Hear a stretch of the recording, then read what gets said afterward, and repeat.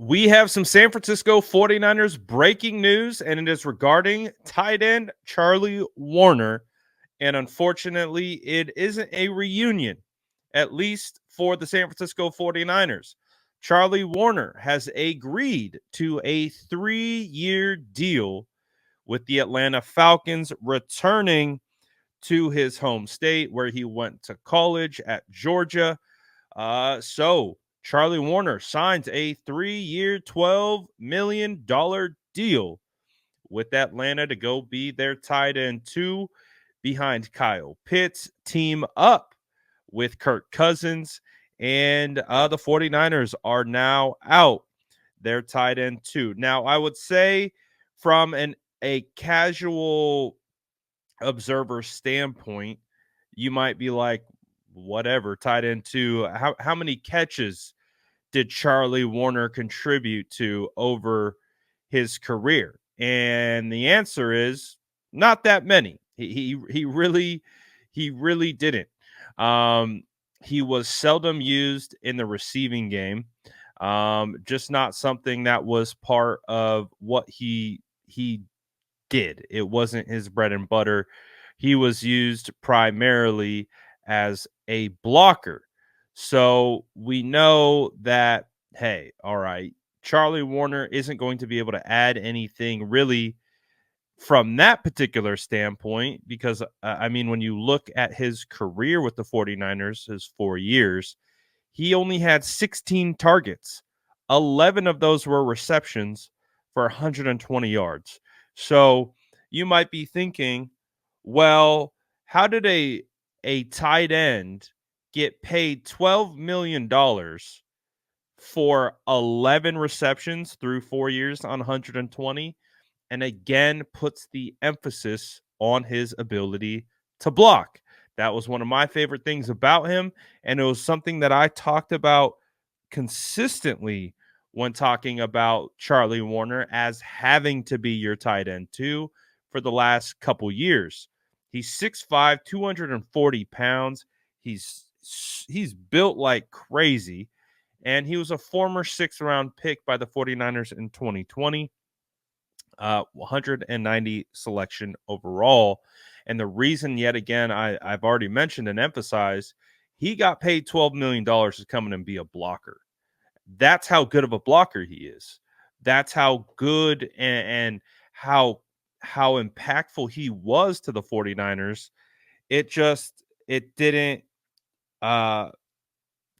formulate into the 49ers signing him. And again, I apologize as you see me looking down. There are signings happening in real time. So I got to keep my eye on the notifications as they come across because they are coming across like crazy right now.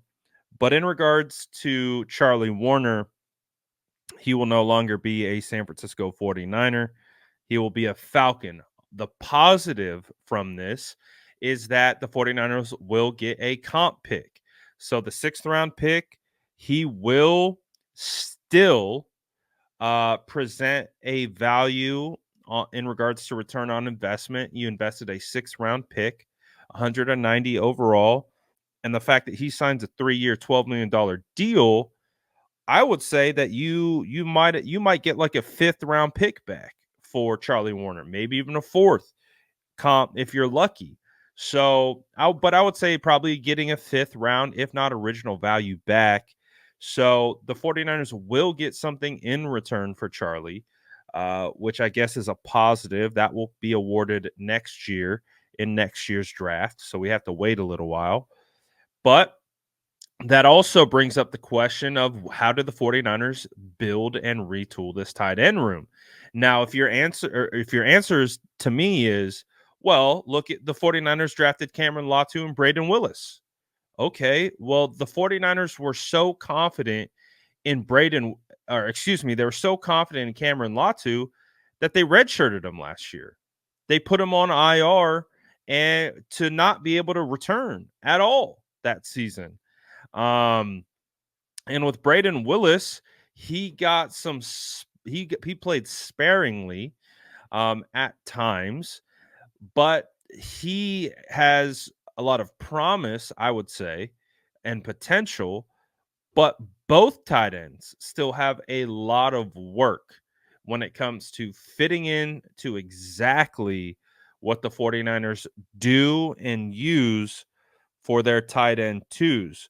So that to me doesn't mean that the San Francisco 49ers are guaranteed just to go in to next year with those three tight ends.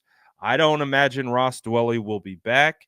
And from what we learned from the scouting combine, is the San Francisco 49ers have been meeting with some of the top tight ends in this class. So that's the way I see it. I did a pre free agency mock draft. I took two tight ends. I took Theo Johnson in the 4th, and I took Tip Ryman in the 7th.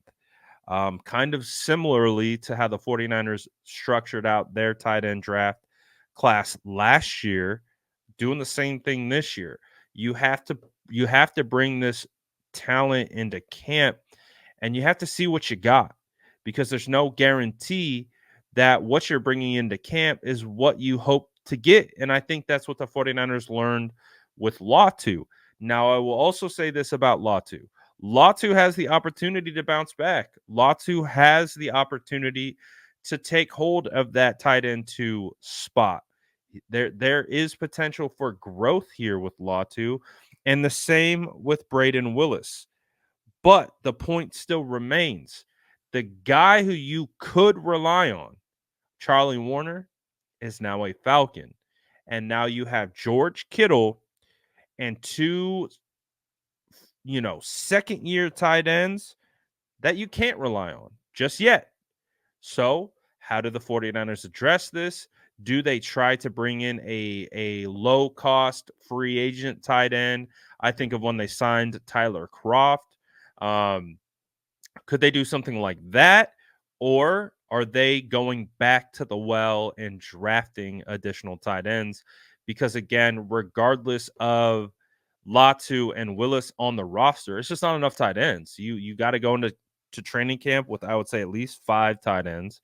And you got to make sure you got legit blockers when this team is running two tights. They got to be able to block, and George Kittle isn't going to play every snap. So you need a guy who can hold and maintain the edge as a blocker against some of the league's best defensive ends, and that is a hard task. And that's why Charlie Woerner got a $12 million contract, because he can do that. Very, very important piece, quietly important piece to this offense is lost. Going to be very interesting to see how the 49ers ultimately fill this gap. Maybe if they are getting away from, using the fullback, maybe you can use Kyle Juszczyk in 2 tight end sets now. Wouldn't be a bad option in my opinion, but we'll see. What do you think about this news? Let me know in the comments below. And as always, make sure to like and subscribe for more updates.